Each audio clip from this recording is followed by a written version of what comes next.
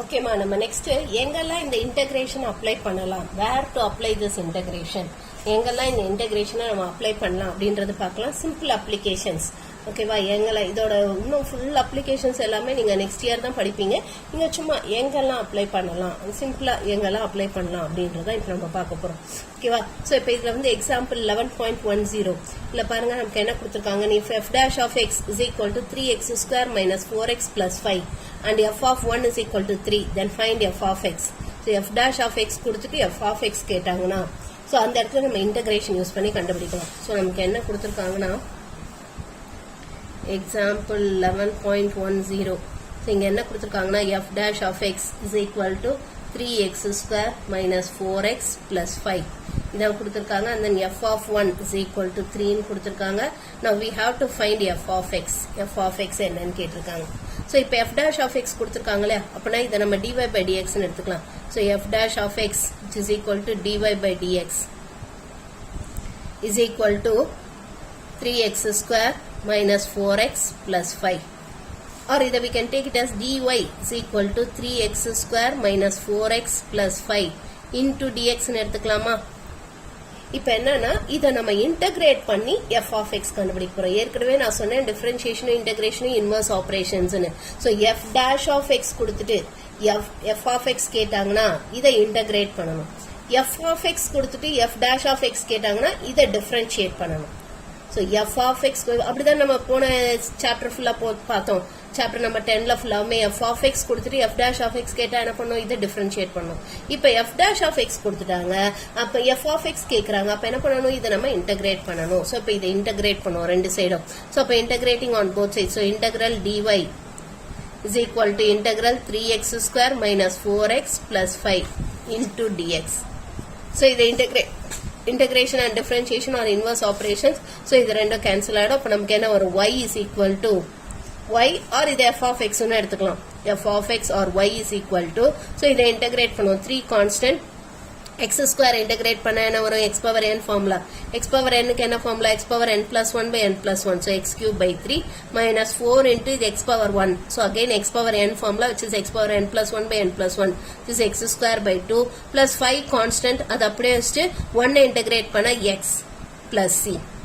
So therefore f of x is equal to x cube 3 cancel ஆயிடும். and இங்க 4 2 cancel பண்ணா minus 2x square plus 5x plus c ன்னு வந்துரும். So this is f of x.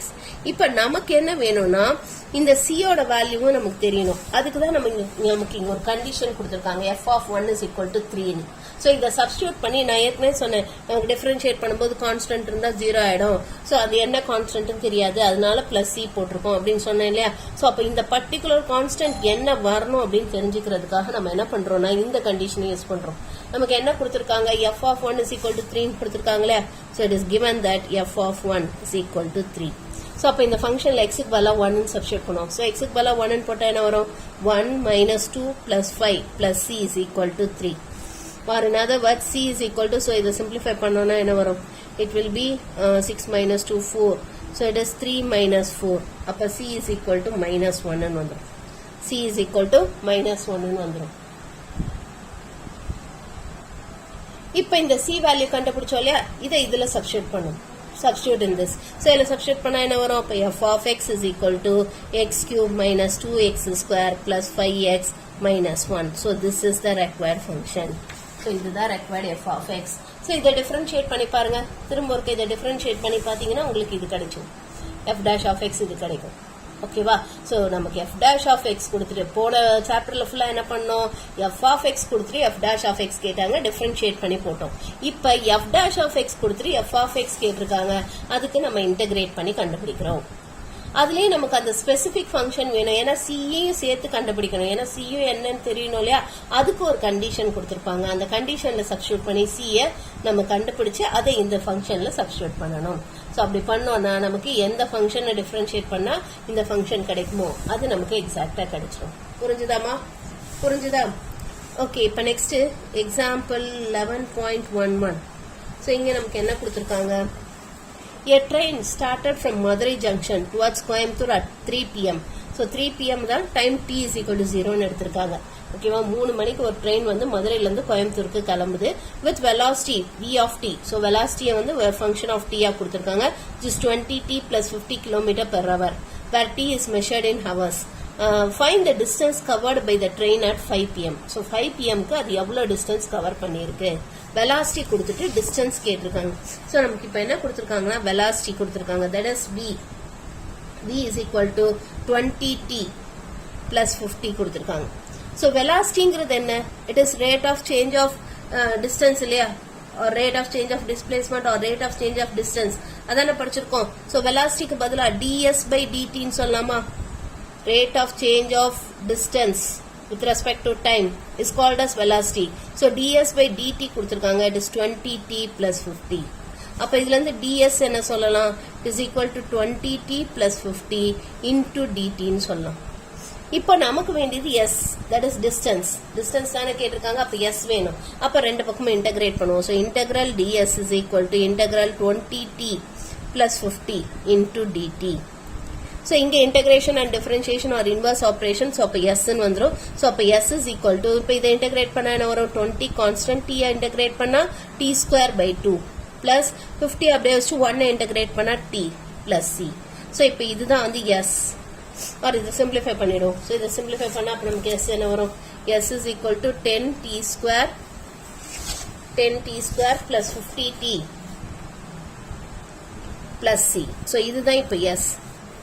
ஓகேவா? இப்ப நமக்கு என்ன கேட்டிருக்காங்கன்னா ஆக்சுவலா வந்து क्वेश्चन நமக்கு என்ன கேட்டிருக்காங்கன்னா find the distance covered by the train at 5 pm கேட்டிருக்காங்க. முதல்ல இந்த c எலிமினேட் பண்ணணும். c எலிமினேட் பண்ணாதான் நமக்கு distance covered at 5 pm that t is equal to that is 3 pm க்கு ஸ்டார்ட் பண்ணது 5 pm க்கு எவ்வளவு டிஸ்டன்ஸ் போயிருக்கும்னு கேக்குறாங்க. அப்ப 2 ஹார்ஸ்ல எவ்வளவு டிஸ்டன்ஸ் டிராவல் பண்ணிருக்கு? t is equal to 2 இருக்கும்போது எவ்வளவு டிஸ்டன்ஸ் போயிருக்குன்னு பார்க்கலாம். அதுக்கு முன்னாடி இந்த c தெரியணும் இல்லையா?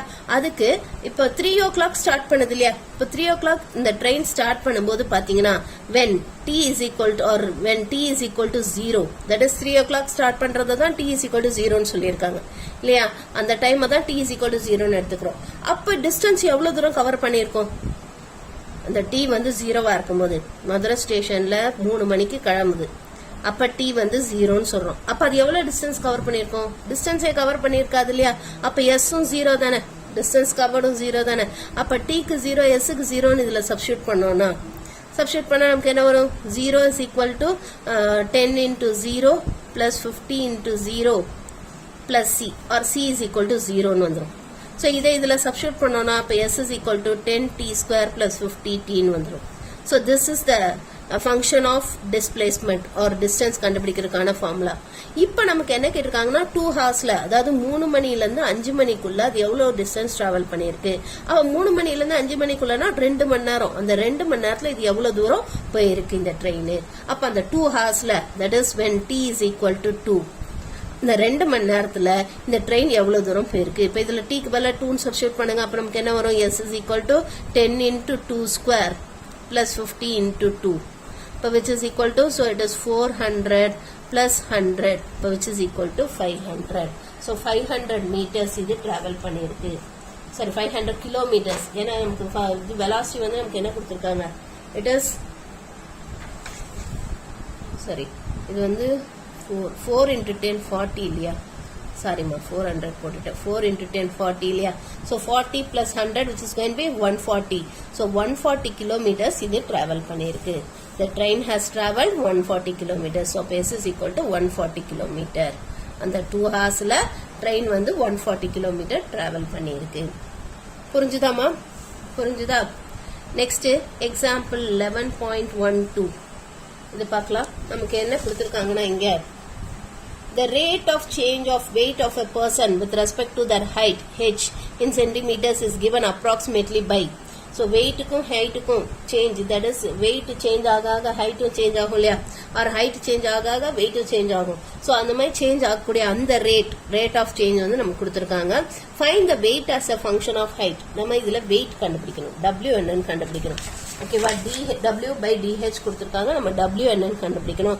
also find the weight of the person whose height is 150 cm.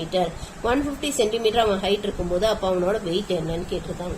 so நமக்கு என்ன கொடுத்திருக்காங்கன்னா the function given here is dw divided by dh is equal to 4.364 into 10 to the power of minus 5 into h square. So இதான் நமக்கு கொடுத்திருக்க function. அப்ப இதுல இருந்து dw என்ன சொல்லலாம்? It is 4.364 into 10 to the power of minus 5 into h square into dh. இப்போ இதை என்ன பண்ணுவோம்? இன்டகிரேட் பண்ணுவோம் ரெண்டு சைடும். So integral dw is equal to integral 4.364 into 10 to the power of minus 5 into h square into dh. So இதை integrate பண்ணால் என்ன வரும்? இங்கே integration and differentiation are inverse operation. So w வந்துடும். w is equal to இதெல்லாம் constant 4.364 into 10 power minus 5. h square integrate பண்ணால் என்ன வரும்? h cube by 3 plus c வந்துடும். So this is a weight function. இப்ப c தெரியணும் இல்லையா? When the height is equal to 0, h வந்து 0வா இருக்கும்போது what will happen to weight? weight வந்து எப்படி இருக்கும்? weightடும் 0வா தானே இருக்கும். when h is equal to 0, wவும் கண்டிப்பா 0வா தான் இருக்கும். weightடும் 0வா தான் இருக்கும். So when h is equal to 0, w is equal to 0. So அந்த கண்டிஷன் இதுல சப்ஸ்டிட்யூட் பண்ணனா 0 is equal to 4.364 into 10 to the power of minus 5 into 0 plus c. அப்ப therefore c is equal to 0 ன்னு வந்துரும். அப்ப therefore the weight function is w is equal to 4.364 into 10 to the power of minus 5 into h cube by 3. So this is the function. இப்ப நமக்கு என்ன கேட்டிருக்காங்க? Find the weight of the person whose height is 150 centimeter. அந்த பர்சனோட height வந்து 150 சென்டிமீட்டரா இருந்ததுன்னா அப்ப அவனோட wait என்ன அதான் கேட்டிருக்காங்க. ஸோ அப்போ when h is equal to 150, what about w ன்னு கண்டுபிடிக்கணும். So when h is equal to 150, அப்ப w என்ன? அப்ப w will be equal to 4.364 into 10 to the power of minus 5 into 150 the whole cube divided by 3. இதை simplify எல்லாம் பண்ண வேணாம். So this is the weight of the person when height is 150 centimeter. இல்ல இது simplify பண்ணணுமா? Sorry, இது simplify பண்ணணும். So இதை simplify பண்ணுவோம். Let us simplify this. So இதை simplify பண்ணா அப்ப நமக்கு என்ன வரும்? What will be this? So which is equal to so இதை cancel பண்ணுவோம். 3 tablesல cancel பண்ணா என்ன வரும்? 1.45 4 2 6 இல்லையா? So 150 cube. ஸோ 150 cubeங்கிறது என்ன வரும்? that is 1.4546. so divided by 10 power 5 into 150 cube. So அப்போ அதை வந்து we can write it as 15 the whole cube into 10 cubeன்னு எடுத்துக்கலாமா? 150 15 into 10 ன்னு பிரிச்சுக்கலாம் இல்லையா? ஸோ இது 15 the whole cube into 10 cubeன்னு எடுத்துக்கலாம்.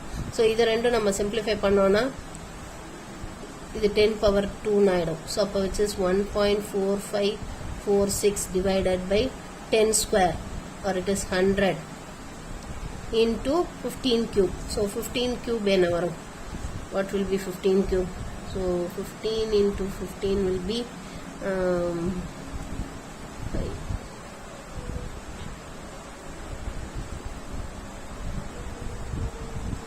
25 into 15.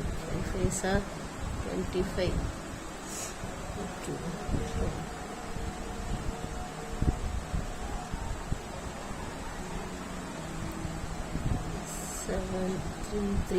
3375 into இது பண்ணோம்னா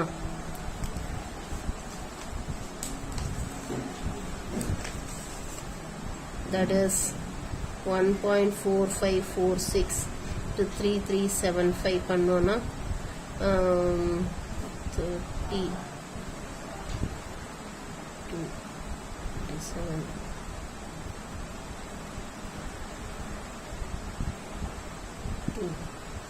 27 7 6 are 42 maybe 4 layer 7 4 are 28 32 3 40 35 38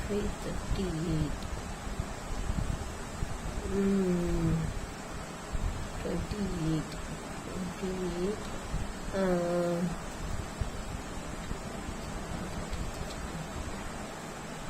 7 ones are 7, 3 6 are 18, 2 4 are 12, 15,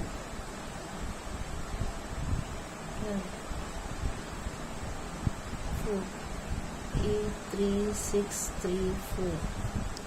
So that panona 2 and then 3 plus 2 5 17 carry 1, so 21 22 22 10 19 carry 1 4. So 4 places tally yeah. So for this, which will be equal to 4909.2752 divided by 100 varum. So 100 ஆல divide பண்ணோம்னா 100 ஆல divide பண்ணோம்னா it will be 49.09 போதும் approximately. So this is the weight of the person when the height is 150 centimeter. Height 150 centimeter இருக்கும்போது அந்த personோட weight வந்து it will be 49 kgs. Okay va? So this is the weight of the person. புரிஞ்சுதாமா? Okay, இப்போ next example 11.13. So இதுல வந்து நமக்கு என்ன கொடுத்திருக்காங்கன்னா a tree is growing so that after t years its height is increasing at the rate of 18 by root t centimeter per year. So ஒரு மரம் வந்து வளருது, ஓகேவா, ஒரு டி இயர்ஸ்க்கு அப்புறமா பார்த்தா அது இந்த ரேட்ல அந்த மரம் வளர்ந்துட்டு இருக்கு. The rate of increase in ஹைட்டோட இன்க்ரீஸ் வந்து it is in this rate. இப்போ assume when t is equal to 0, height is 5 centimeter. That is t 0வா இருக்கும்போது height வந்து 5 centimeter கொடுத்துட்டாங்க. Find the height of the tree after 4 years. 4 வருஷத்துக்கு அப்புறமா அந்த ட்ரீயோட height என்ன? After how many years will the height be 149 centimeter? எத்தனை வருஷத்துக்கு அப்புறமா 149 centimeter இருக்கும் ஹைட்னு கேட்டிருக்காங்க. ஸோ இங்க rate of change of height with respect to time கொடுத்துருக்காங்க. ஸோ அப்போ dh by dt கொடுத்துருக்காங்க. It is given dh by dt. So it is given as 18 divided by root t centimeter per year கொடுத்திருக்காங்க. ஓகேவா? So இதான் நமக்கு கொடுத்திருக்காங்க. அப்போ இதுலேருந்து dh is equal to 18 into இந்த root t மேலே கொண்டு வந்தால் t power minus halfனு எடுத்துக்கலாமா, into dt. ரெண்டு பக்கமும் இன்டகிரேட் பண்ணுவோம். So integral dh is equal to integral 18 into t power minus half into dt. So இப்போ இன்டகிரேட் பண்ணோன்னா என்ன வரும், இங்கே integration and differentiation are inverse operation, so cancel ஆகிடும். அப்போ ஹெச் இஸ் ஈக்குவல் டு இங்கே 18 கான்ஸ்டன்ட். இப்போ இதுக்கு X power n formula, X power என்னுக்கு என்ன ஃபார்முலா படித்தோம், X power n plus 1 by n plus 1. So அப்போ இங்கே என்ன வரும், D power -1/2 plus 1 by -1/2 plus 1 plus c. இப்போ இதை சிம்பிளிஃபை பண்ணோன்னா 18 into, so it is t power 1/2 by 1/2 plus c. Or which the reciprocal எழுதணும்னா writing this as a reciprocal, the 1/2 reciprocal எழுதுனா 36 t power half plus c. So இதுதான் height function in terms of t. t ல height function. இப்போ நமக்கு என்ன condition கொடுத்திருக்காங்க, first ஒரு condition கொடுத்திருக்காங்க, when t is equal to 0 height வந்து 5 centimeter. So when t is equal to 0 and h is equal to 5, அப்போ what happens to c ன்னு பார்க்கலாம். t வந்து 0வா இருக்கு, அதே சமயத்தில் h 5ஆ இருக்கும்போது இந்த c யோட வேல்யூ என்னன்னு பார்க்கலாம். ஸோ இதை சப்ஸ்டியூட் பண்ணா நமக்கு என்ன வரும், so 5 is equal to 0 plus c or c is equal to 5னு வந்துடும். அப்போ therefore நமக்கு இந்த height function என்ன ஆயிடும், this height function it will become as h is equal to 36 into t power half plus 5. So this is the height function. So இப்போ இதுதான் height function. இப்போ நமக்கு ஃபர்ஸ்ட் கொஸ்டின் என்ன கேட்டிருக்காங்க, find the height of the tree after 4 years. 4 வருஷத்துக்கு அப்புறமா அந்த ட்ரீயோட height என்ன, 4 வருஷத்துக்கு அப்புறமா அந்த ட்ரீயோட ஹைட் என்ன. ஸோ அப்போ 4 இயர்ஸ்க்கு அப்புறமா, அப்போ when t is equal to 4, when t is equal to 4, அப்போ h என்ன, அப்போ h is equal to 36 into 4 power half plus 5. 4 power half என்ன, 2 into 36, which will be equal to, so it is going to be 72 plus 5. Appa h is equal to 77. So the height of the tree will be 77 centimeter. So after 4 years, 4 வருஷத்துக்கு அப்புறமா the height of the tree is 77 centimeter. ஓகேவா? So next second one என்ன கேட்டிருக்காங்க, after how many years will the height be 149 centimeter? So அப்போ when h is equal to 149, அப்போ t என்னன்னு கண்டுபிடிப்போம். So இங்க t is equal to 4 இருக்கும்போது h என்னன்னு கண்டுபிடிச்சோம். இப்போ when h is equal to 149, t என்னன்னு கண்டுபிடிப்போம். So அப்போ இதில் h க்கு 149 substitute பண்ணுவோம், is equal to 36 into t power half plus 5. Or it is 36 into t power half is equal to 149 minus 5, which is equal to 144. அப்போ therefore t power half is equal to 144 divided by 36. So இது நம்ம 36 all divide பண்ணா நமக்கு என்ன வரும், which is equal to, we'll get it as 4 times வருமா, ஆமாம் 4 times. So t power half is equal to 4. ரெண்டு பக்கமும் ஸ்கொயர் பண்ணுவோம், ஸ்கொயர் பண்ணால் என்ன வரும், அப்போ t is equal to 4 square, அப்போ t is equal to 16. அப்போ therefore 16 years. So after 16 years, 16 வருஷத்துக்கு அப்புறம் தான் அந்த ட்ரீயோட ஹைட் வந்து 149 சென்டிமீட்டராக இருக்கும். புரியுதா? after 16 years, the height of the tree will be 149 centimeters. புரிஞ்சுதாமா? புரிஞ்சுதா இது? ஓகே, இப்போ நெக்ஸ்ட் எக்ஸாம்பிள் 11.14. ஸோ இது எப்படி போகிறதுன்னு பார்க்கலாம். இங்கே வந்து at a particular moment, a student needs to stop his speedy bike to avoid collision with a barrier ahead at a distance of 40 meters away from him. ஆக்சுவலாக ஒரு பையன் வந்து ஸ்பீடாக வந்துட்டு இருக்கான், பைக்கில் பயங்கர ஸ்பீடாக வந்துட்டு இருக்கான். அங்கே வந்து ஒரு பேரியர்னா தெரியும் இல்லையா உங்களுக்கு, ரோட்ல கண்டிப்பாக வண்டி ஓட்டியிருப்பீங்க. பேரியர்னா என்னன்னு தெரியும், ஒரு தடுப்பு வச்சிருக்காங்க அங்கே ரோட்ல. அது வந்து 40 மீட்டர்ஸ், அவன் பார்த்ததுலேருந்து 40 மீட்டர்ஸ் தள்ளி இருக்கு. அவனுக்கும் அந்த பேரியருக்கும் நடுவில் 40 மீட்டர்ஸ் டிஸ்டன்ஸ் இருக்கு. உடனே அவன் என்ன பண்றான்னா அவன் பைக்கை ஸ்லோ பண்றான். Immediately he slows or retardation the bike under the braking at the rate of 8 meter per second square. So எந்த ரேட்ல பைக்கை ஸ்லோ பண்றான், 8 மீட்டர் per second square, அந்த ரேட்ல பைக்கை ஸ்லோ பண்றான். If the bike is moving at the speed of 24 meter per second when the brakes are applied, அவன் break apply பண்ணும்போது ஸ்பீட் ஆஃப் த பைக் வந்து 24 மீட்டர் per second இருந்துச்சுன்னா, would it stop before collision? போய் இடிக்கிறதுக்கு முன்னாடி நிற்குமா? அவன் போய் இடிப்பானா இல்ல இடிக்கிறதுக்கு முன்னாடியே பைக்கை நிறுத்திடுவானா? இதுதான் கேட்டிருக்காங்க. ஸோ இங்க வந்து இது ரிட்டார்டேஷன், நீங்க கண்டிப்பா பிசிக்ஸ்ல படிச்சிருப்பீங்க. ஸோ ஆக்சிலரேஷன், நெகட்டிவ் ஆக்சிலரேஷன் தான் we call it as retardation. So இங்க வந்து இது ஆக்சிலரேஷன், இது கொடுத்துருக்கிறது ஆக்சிலரேஷன், இது ஸ்பீட் ஆஃப் த பைக் கொடுத்துருக்காங்க. ஓகேவா? ஓகே, ஸோ இப்போ நமக்கு என்ன கொடுத்துருக்காங்கன்னா, நமக்கு given acceleration of the bike. ஓகேவா? acceleration of the bike is given. So it is given as -8 meter per second square. ஏன் மைனஸ்ல எடுக்கிறோம்னா, because acceleration is negative. Acceleration ரிட்டார்டேஷனா இருக்கிறதுனால நம்ம ஆக்சிலரேஷனை நெகட்டிவா எடுத்துக்கிறோம். ஆக்சிலரேஷன்ன்றது என்ன? What is acceleration? It is rate of change of velocity with respect to time இல்லையா? Rate of change of velocity with respect to time, அதான் நம்ம ஆக்சிலரேஷன் பிசிக்ஸ்ல படிச்சிருப்பீங்க. அப்ப dv/dt is equal to -8. அப்போ therefore dv is equal to -8 into dt.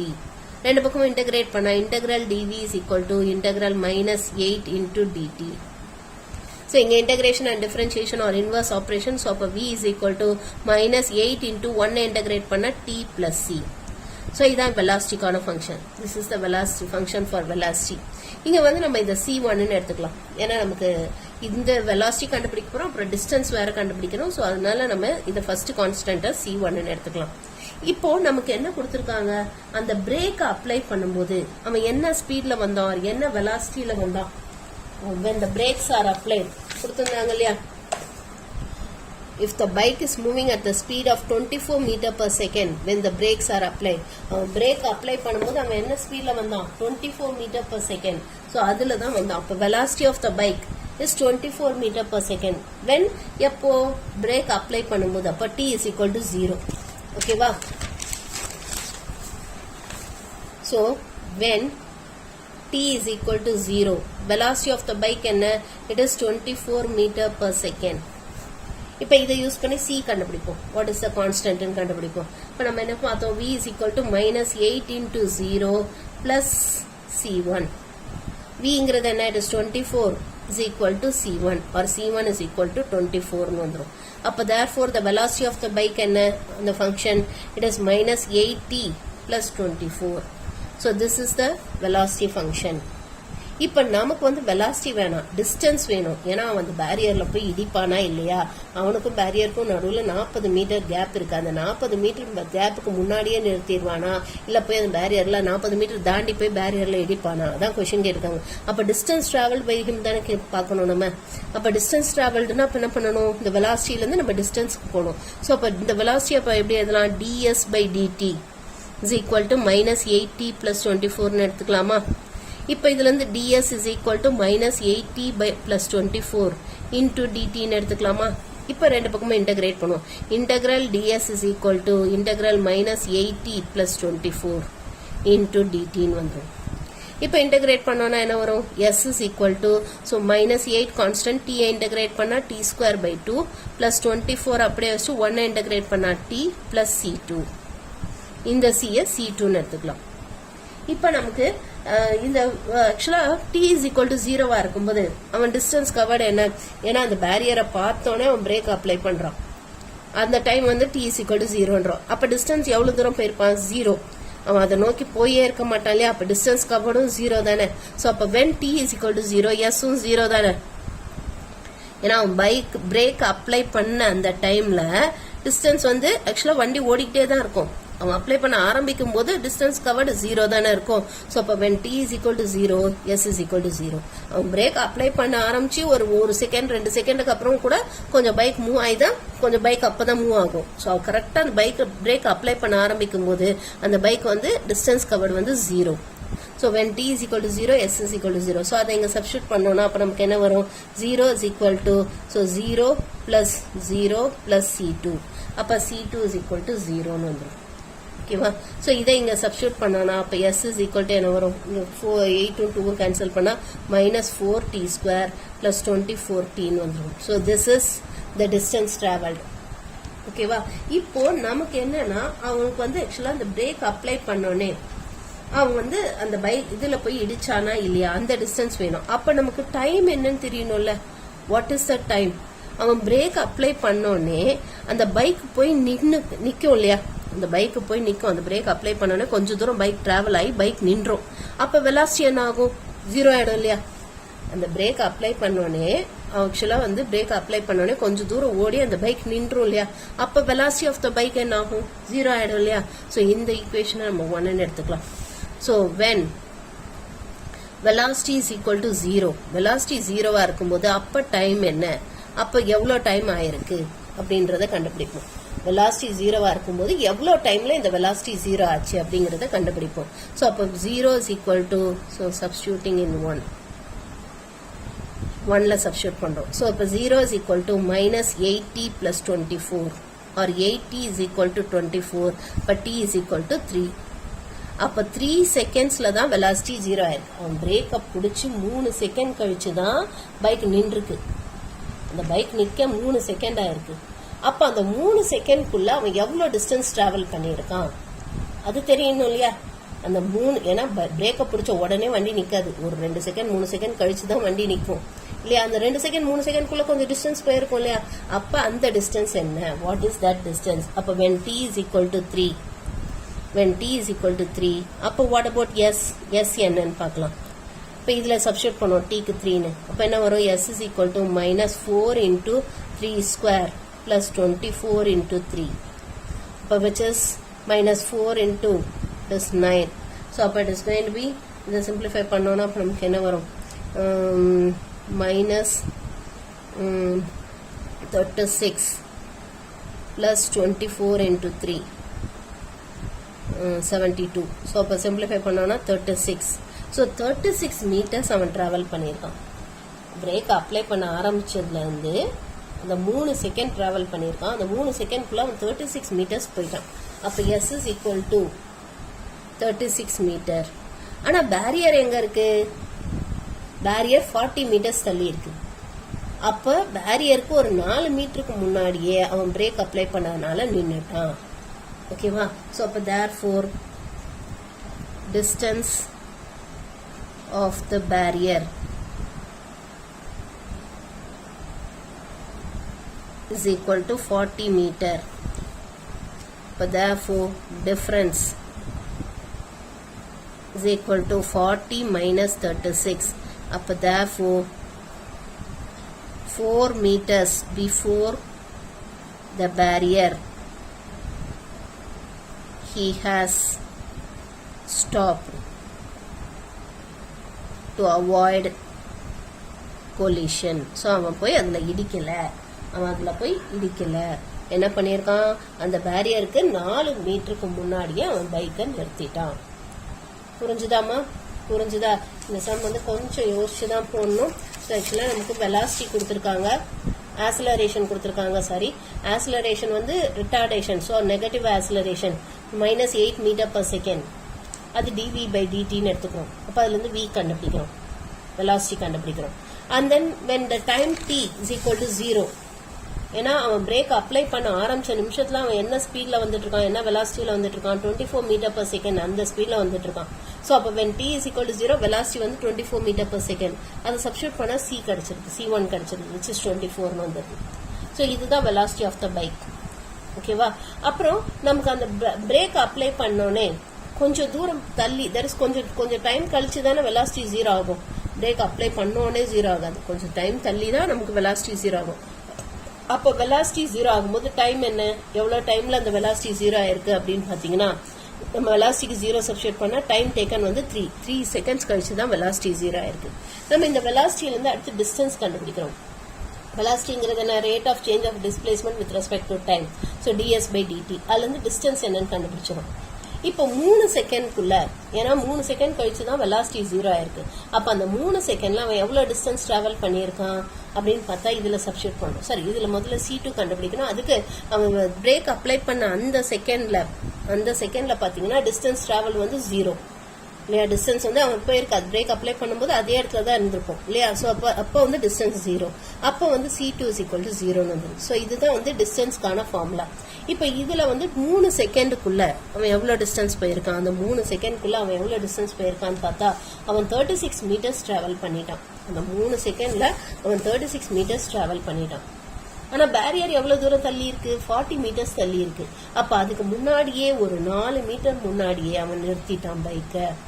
4 meters before the barrier. அந்த பேரியருக்கு 4 மீட்டருக்கு முன்னாடியே பைக்கை நிறுத்திட்டான். டு அவாய்ட் கொலிஷன் அவாய்ட் பண்ண 4 மீட்டருக்கு முன்னாடியே பைக்கை நிறுத்திட்டான். புரிஞ்சுதாமா? பிரேக் அப்ளை பண்ணனால 4 மீட்டர்ஸ்க்கு முன்னாடியே அவன் பைக்கை நிறுத்திட்டான். ஓகே, இப்போ நெக்ஸ்ட் நம்ம எக்ஸசைஸ் 11.4 போடலாம்.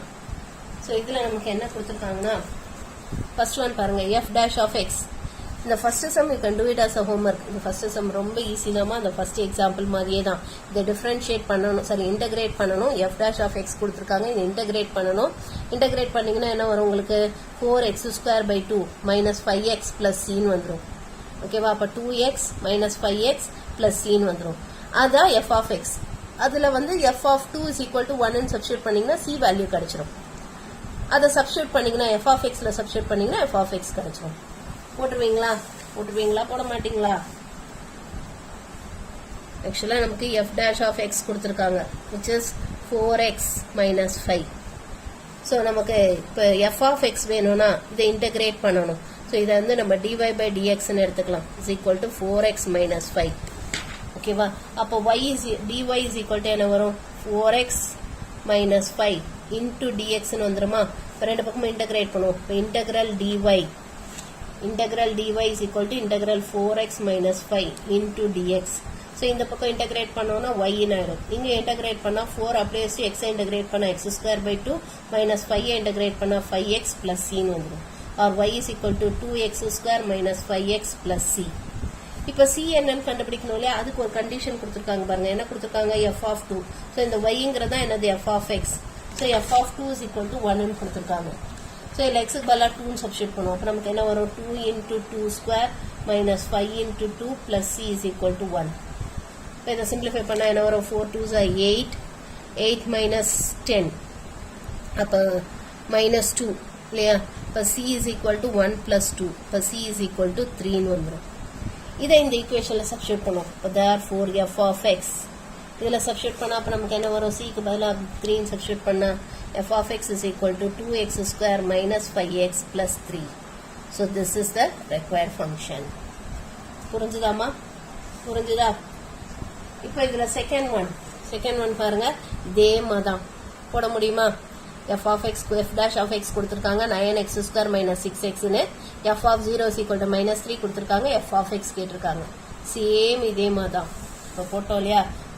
அதை இது பண்ணணும், இன்டகிரேட் பண்ணணும். ஸோ இன்டகிரேட் பண்ணிங்கன்னா உங்களுக்கு ஆக்சுவலாக வந்து செகண்ட் சம்மில் வந்து f of x நமக்கு என்ன வரும்னா it will be 9x cube by 3 minus 6x square by 2 plus c ன்னு வந்துடும். ஸோ சிம்பிளிஃபை பண்ணிங்கன்னா 3x cube minus 3x square plus c ன்னு வந்துடும்.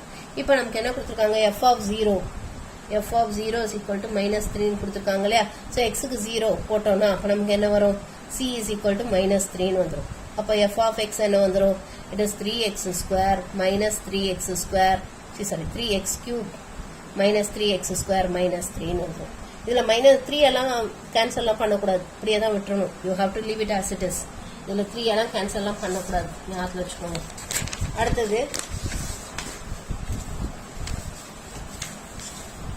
அடுத்த sum third one. So third one நமக்கு என்ன கொடுத்துருக்காங்கன்னா இங்கே f double dash of x is equal to 12x minus 6 ன்னு கொடுத்துருக்காங்க. f of 1 is equal to 30, f dash of 1 is equal to 5, find f of x கேட்டிருக்காங்க. So இது எப்படி போடுறதுன்னு பார்க்கலாம், how to do this. So இங்கே நமக்கு கொடுத்துருக்கிறது வந்து f double dash of x is equal to 12x minus 6. So இதை ஃபர்ஸ்ட் ஒரு தடவை இன்டகிரேட் பண்ணுவோம், ஓகேவா? இதை ஒரு தடவை இன்டகிரேட் பண்ணுவோம். ஒரு இதை நம்ம d square y by और இப்படியே வச்சுட்டே போடலாம், அப்பதான் உங்களுக்கு ஈஸியா இருக்கும். ஸோ இன்டகிரேட் பண்ணுவோம். Integral f double dash of x is equal to integral 12x minus 6 with respect to x. So double dash of x integrate பண்ணா நமக்கு f dash of x ன்னு வந்துடும். f double dash of x integrate பண்ணா நமக்கு f dash of x கிடைக்கும். ஏன்னா f dash of x differentiate பண்ணா f double dash of x கிடைக்கும் இல்லையா? அப்ப f double dash of x integrate பண்ணா f dash of x கிடைக்கும். அப்ப f dash of x என்ன கிடைக்கும், 12 அப்படியே வச்சு x இன்டகிரேட் பண்ணா x square by 2 minus 6 அப்படியே வச்சு x 1 இன்டகிரேட் பண்ணா x plus c. or அதை சிம்பிளிஃபை பண்ணோம்னா 6x square minus 6x plus c. so this is going to be f dash of x. இப்ப c கண்டுபிடிக்கிறதுக்கு நம்ம இந்த கண்டிஷன் யூஸ் பண்ணுவோம், that is f dash of 1 is equal to 5 ன்னு கொடுத்திருக்காங்களா? This is given. So அப்ப இதுல x க்கு பதிலா 1 ன்னு சப்ஸ்டிட்யூட் பண்ணுவோம். x க்கு பதிலா 1 ன்னு போட்டா என்ன வரும், 6 into 1 square minus 6 into 1 plus c is equal to 5. So அப்ப இது என்ன ஆயிடும், c is equal to 5 ன்னு வந்துரும். அப்ப therefore f dash of x is equal to 6x square minus 6x plus 5. So this is f dash of x. இப்ப இதை திரும்ப ஒருக்க இன்டகிரேட் பண்ணுவோம். So அப்ப integral f dash of x into dx is equal to integral 6x square minus 6x plus 5 into dx. So இதை integrate பண்ணா என்ன வரும், இதை இன்டகிரேட் பண்ணா f of x கிடைக்கும். f of x is equal to 6 அப்படியே வச்சு x square இன்டகிரேட் பண்ணா x cube by 3 minus 6 அப்படியே வச்சு x இன்டகிரேட் பண்ணா x square by 2 plus 5 into 1 integrate பண்ணா x plus c. So simplify பண்ணோம்னா என்ன வரும், 2x cube minus 3x square plus 5x plus c. இதான் f of x. இப்ப c கண்டுபிடிக்கணும் இல்லையா, அதுக்கு இந்த கண்டிஷன் யூஸ் பண்ணுவோம். இன்னொரு கண்டிஷன் என்ன கொடுத்திருக்காங்க, f of 1 is equal to 30. அத சப்ஸ்டிட்யூட் பண்ணுவோம். இப்ப x க்கு பதிலா 1 போட்டா என்ன வரும் இந்த ஃபங்க்ஷன்ல, இப்ப 2 into 1 cube minus 3 into 1 square plus 5 into 1 plus c is equal to 30. So அப்ப it is 2 minus 3 4 இல்லையா plus 4. அப்ப c is equal to 30 minus 4. அப்ப c is equal to 26. இதை இங்க சப்ஸ்டிட்யூட் பண்ணோம்னா அப்ப f of x is equal to 2x cube minus 3x square plus 5x plus 26. Sorry, 5x plus 26 ன்னு வந்துரும். So this is the required function. புரிஞ்சுதாமா?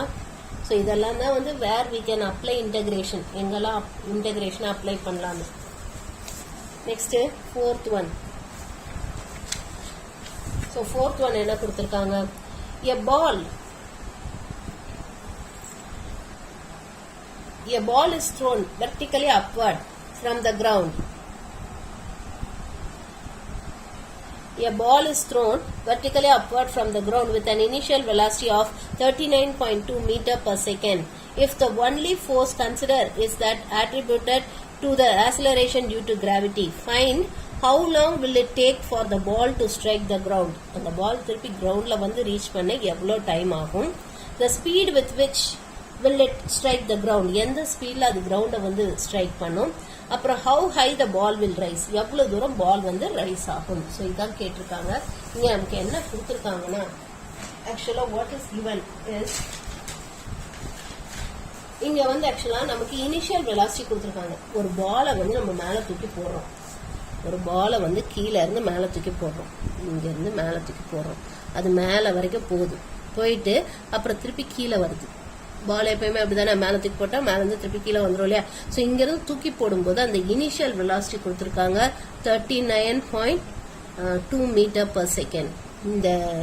இந்த வெலாசிட்டியில மேல தூக்கி போடுறோம். இங்க மேல போனோடனே ஃபைனல் வெலாசிட்டி என்ன ஆகும், இந்த வெலாசிட்டி கொஞ்சம் கொஞ்சமா குறைஞ்சி ஃபைனல் வெலாசிட்டி என்ன ஆயிரும், ஃபைனல் வெலாசிட்டி 0 ஆனதுக்கு அப்புறம் தானே இது கீழே வர ஆரம்பிக்கும் பால் இல்லையா. மேல போனோடனே ஃபைனல் வெலாசிட்டி நமக்கு 0 ஆனதும் தான் இந்த பால் வந்து கீழே வரும்.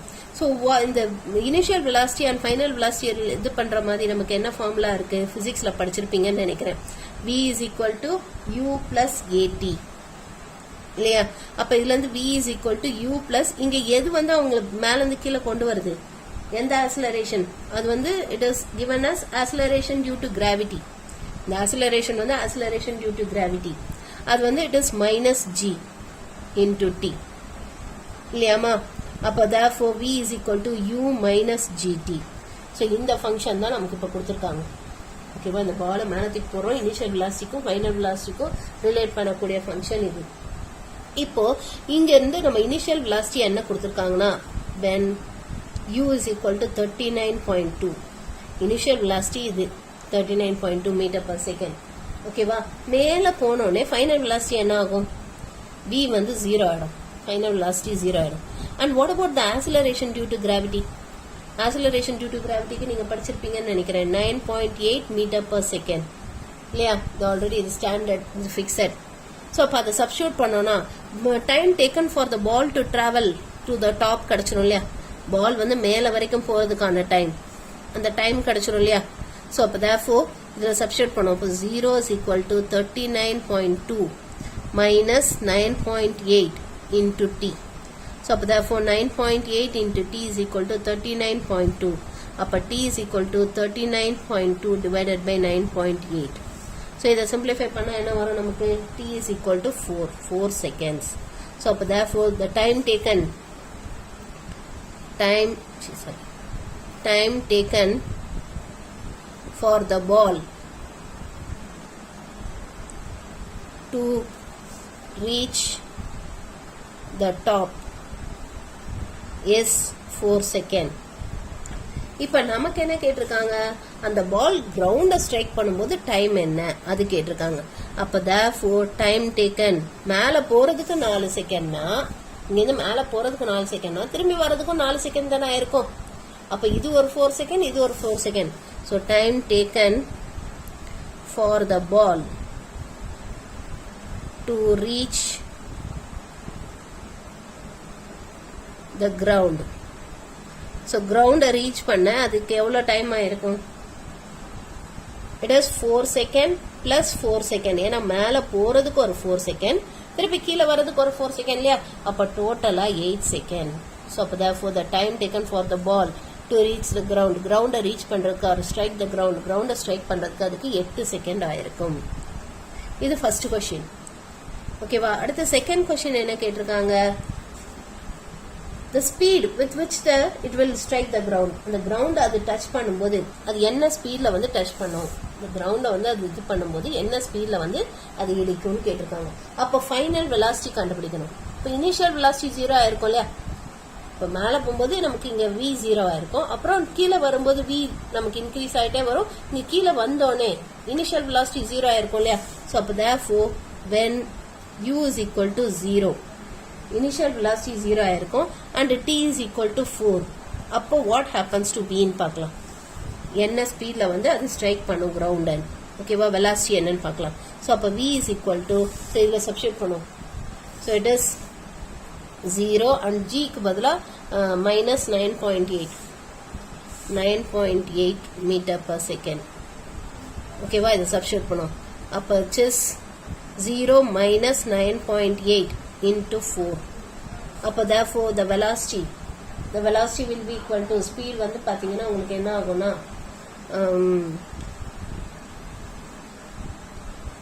நமக்கு கீழே வரும்போது இந்த velocity வந்து ப்ளஸ் ஆகிடும் இல்லையா ஆக்சலரேஷன் டியூ டு மேலே போகும்போது தான் ஆக்சலரேஷன் டியூ டு கிராவிட்டி வந்து மைனஸ் கீழே இழுக்கும் கீழே வரும்போது ஆக்சலரேஷன் டியூ டு கிராவிட்டி என்ன பண்ணும் அதுவும் ஆட் தானே ஆகும் அதுவும் ப்ளஸ் ஆகிடும் இல்லையா ஸோ அப்போ it will become as v is equal to u plus gt ஆகிடும் கீழே வரும்போது ஓகேவா ஸோ அப்போ therefore இது ப்ளஸ் அப்போ நம்ம சிம்பிளிஃபை பண்ணோன்னா என்ன வரும் it is going be so it is going to be 39.2 meter per second அப்போ therefore the speed with which the ball strikes the ground is equal to 39.2 meter per second.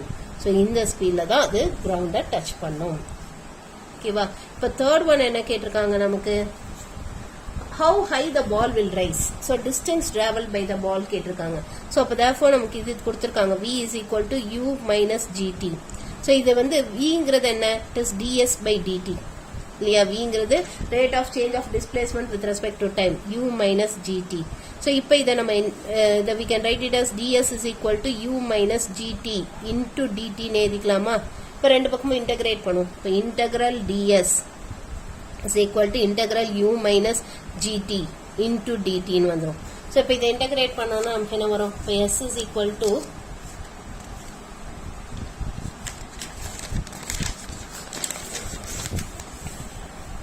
that is s is equal to so u வந்து constant அது அப்படியே வச்சு 1 integrate பண்ணா ut minus g into t integrate பண்ணா t square by 2 plus c ன்னு வந்துரும் ஓகேவா so this is the formula for finding the distance travel ஆனதுக்கான formula இதுதான் இப்போ இதுல வந்து when t is equal to 0 the distance is 0 இல்லையா பாலை தூக்கி போட ஆரம்பிக்கும் போது அது டிஸ்டன்ஸ் எவ்வளோ ட்ராவல் பண்ணியிருக்கோம் 0 டிஸ்டன்ஸ் ட்ராவல் பண்ணியிருக்கோம் ஸோ அதை சப்ஸ்டியூட் பண்ணோம்னா அப்போ 0 is equal to 0 minus 0 plus c இப்போ z is equal to 0 ன்னு வந்துடும் ஸோ அப்போ therefore s is equal to ut minus gt square by 2 ன்னு வந்துடும் ஓகேவா so this is the formula for finding the distance இப்போ அது திரும்பி வந்து நமக்கு எவ்வளோ மேலே போகும்போது தட் இஸ் டாப்புக்கு போகும்போது அது எவ்வளோ டிஸ்டன்ஸ் ட்ராவல் பண்ணியிருக்கோன்னு கேட்டிருக்காங்க மேலே போகிறதுக்கு எவ்வளோ டைம் எடுத்துச்சு அது 4 seconds எடுத்துச்சு இல்லையா the ball took 4 seconds to reach the top so அப்போ when t is equal to 4 what happens to s ன்னு பார்க்கலாம் so t க்கு 4 போட்டோம்னா அப்போ நமக்கு என்ன வரும் s is equal to uங்கிறதா என்ன சொன்னோம் initial velocity is 39.2 இல்லையா 39.2 into 4 minus g வந்து என்ன சொன்னோம் it is 9.8 into 4 square divided by 2 so இதை சிம்பிளிஃபை பண்ணுவோம் ஸோ இதை மல்டிப்ளை பண்ணோன்னா என்ன வரும் இட் இஸ் 156.8 மைனஸ் ஸோ இதை சிம்பிளிஃபை பண்ணோன்னா it is 9.8 into so it is 16/2 which is 8ன்னு வந்துடும் or which is 156.8 minus so இதை மல்டிப்ளை பண்ணோன்னா it will be 78.4 so subtract பண்ணோன்னா it is 78.4 metre per second அப்போ therefore the ball travels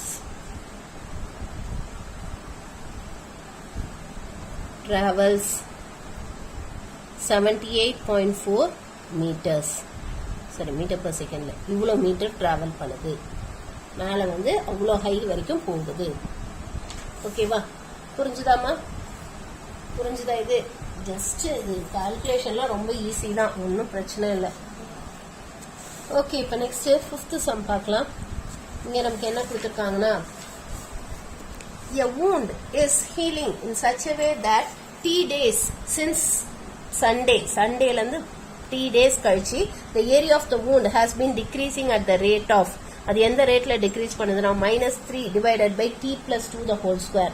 so இந்த ரேட்ல சென்டிமீட்டர் ஸ்கொயர் பெர் டே ஒரு நாளைக்கு இவ்வளோ ரேட்ல வந்து அந்த wound வந்து குணமாயிட்டே வருது.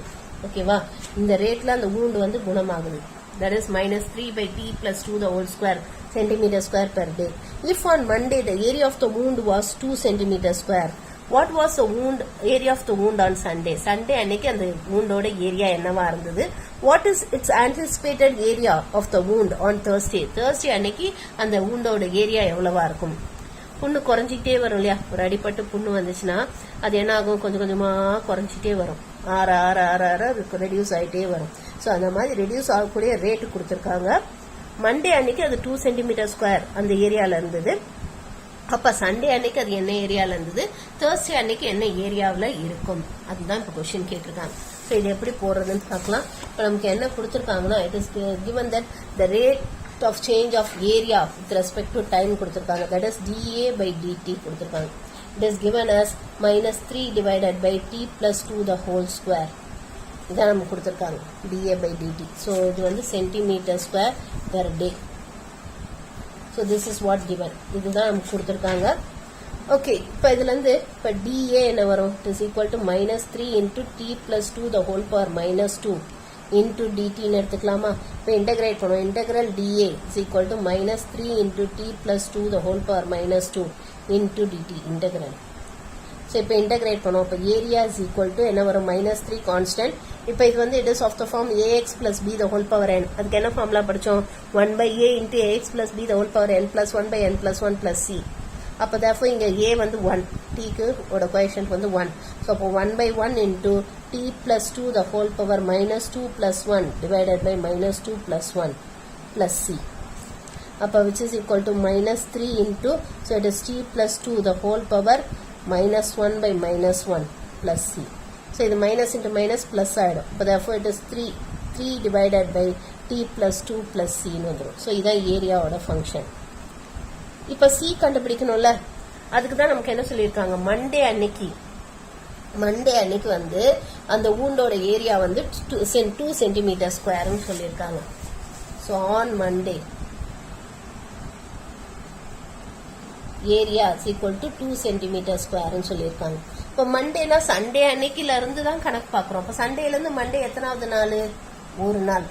ஓகேவா, அப்போ when t is equal to 1, a is equal to 2 centimetre square. இதை சப்ஸ்டியூட் பண்ணுவோம் இதில். ஓகேவா, சண்டேலேருந்து மண்டே நமக்கு ஒரே ஒரு நாள் தான் இருக்கும், அதில் நமக்கு இவ்வளோ குறைஞ்சிருக்கு, 2 சென்டிமீட்டர் ஆயிருக்கு மண்டே அன்னைக்கு. ஸோ அப்போ இதை இதில் சப்ஸ்டியூட் பண்ணுவோம். இதில் சப்ஸ்டியூட் பண்ணால் அப்போ நமக்கு என்ன வரும், ஏக்கு பதிலாக 2 is equal to 3 divided by 0 plus 2 plus c இல்லையா. ஸோ இப்போ இதை சிம்பிளிஃபை பண்ணோன்னா அப்போ நமக்கு என்ன வரும், அப்போ c is equal to 2 minus 3/2. அப்போ which is equal to c is equal to, so it is 4 minus 3/2 or c is equal to, c will be equal to, நமக்கு என்ன வரும், it is going to be 4 minus 3, it is going to be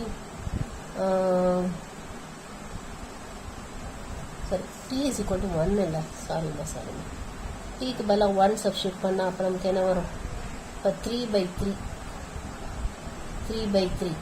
so அப்போ நமக்கு என்ன வரும், c is equal to 2 minus 1. அப்போ c is equal to 1ன்னு வந்துடும். அதை ஏரியாவில் சப்ஸ்டியூட் பண்ணுவோம். அப்போ ஏரியா என்ன வரும், it is 3 divided by t plus 2 plus 1. So இதான் ஏரியா கண்டுபிடிக்கிறதுக்கான ஃபார்முலா. இப்போ நமக்கு ஃபர்ஸ்ட் கொஸ்டின் என்ன கேட்டிருக்காங்க, சண்டே அன்னைக்கு அந்த ஊண்டோட ஏரியா எவ்வளோ இருந்தது. சண்டே அன்னைக்குன்னு போது t 0வா இருக்கும்போது, when t is equal to 0, அப்போ ஏரியா எவ்வளவு, அதான் கொஸ்டின்ல கேட்டிருக்காங்க. ஸோ அப்போ tக்கு பதிலாக 0 போட்டோம்னா அப்போ a is equal to 3 divided by 0 plus 2 plus 1, or which is a is equal to 3/2 plus 1, or a is equal to, so it is going to be 5/2. அப்போ a is equal to 2.5 centimeter square. So the area of the wound is 2.5 centimeter square on Sunday. Sunday அன்னைக்கு 2.5 centimetre square இருக்கு. அடுத்து second one, Thursday அன்னைக்கு அந்த ஊண்டோட area என்ன. தேர்ஸ்டேனா அது எத்தனாவது நாள் ஆகுது, சண்டே அன்னைக்கு 0ன்னு எடுத்திருக்கோம். ஓகேவா, அப்போ மண்டே 1, டியூஸ்டே, வெனஸ்டே, தேர்ஸ்டே. இப்போ 4th டே அன்னைக்கு, that is when t is equal to 4. அப்போ what happens to the area of the wound? இப்போ t is equal to 4 ன்னு substitute பண்ணுவோம். அப்போ a is equal to 3 plus 4 plus 2. So 3 divided by 4 plus 2 plus 1. அப்போ area is equal to 3 divided by 6 plus 1. Or which can be written as 1 by 2. இல்லையா? அப்போ area is equal to 1 by 2 plus 1. Or area is equal to 3 by 2. Or area is equal to 1.5 centimeter square. On Thursday, the area of the wound is 1.5 centimeter square. புரிஞ்சுதாமா? So these are some applications of the integration. Integration எங்கெல்லாம் apply பண்ணலாம் அப்படிங்கறத நம்ம சும்மா பேசிக்கா பார்த்தோம். இதோட continuation வந்து நீங்க நெக்ஸ்ட் இயர் பாப்பீங்க 12th. சும்மா பேசிக்கா பார்த்தோம். அடுத்தது நம்ம மெத்தட்ஸ் ஆஃப் இன்டகிரேஷன் அடுத்த வீடியோல பார்க்கலாம்.